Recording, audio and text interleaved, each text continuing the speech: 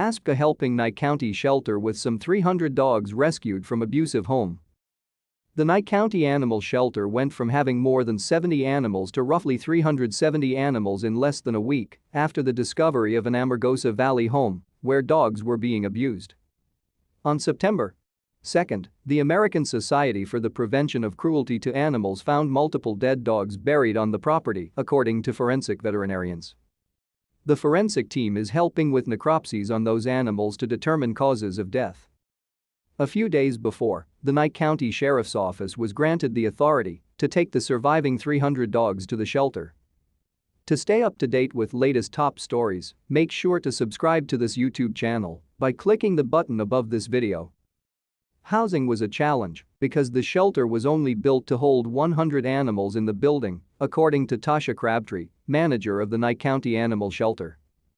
Moving 300 dogs to the shelter and building an outdoor area in the middle of summer seemed more like moving a mountain, she said. At the animal shelter, concrete was laid to create a stable ground surface for the dogs in their cages and to provide a surface that can be sanitized and can support a raised bed so dogs wouldn't have to lay on the ground, Crabtree said. And a heat warning in southern Nevada that lasted about a week worried Crabtree. It was rough, and I was concerned over the dogs, Crabtree said. The ASPCA extended our team and added eyes on the dogs. They were all constantly monitoring for heat stroke.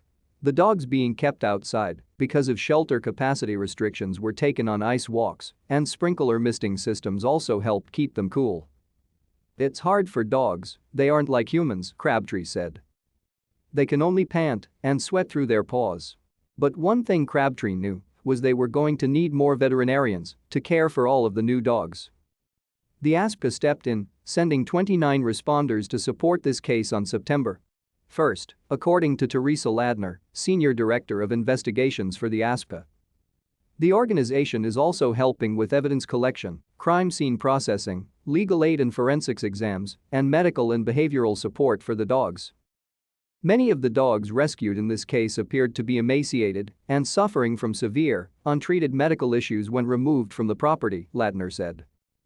Our medical team on the ground is assisting the Nye County Sheriff's Office by helping to provide medical treatment for the dogs.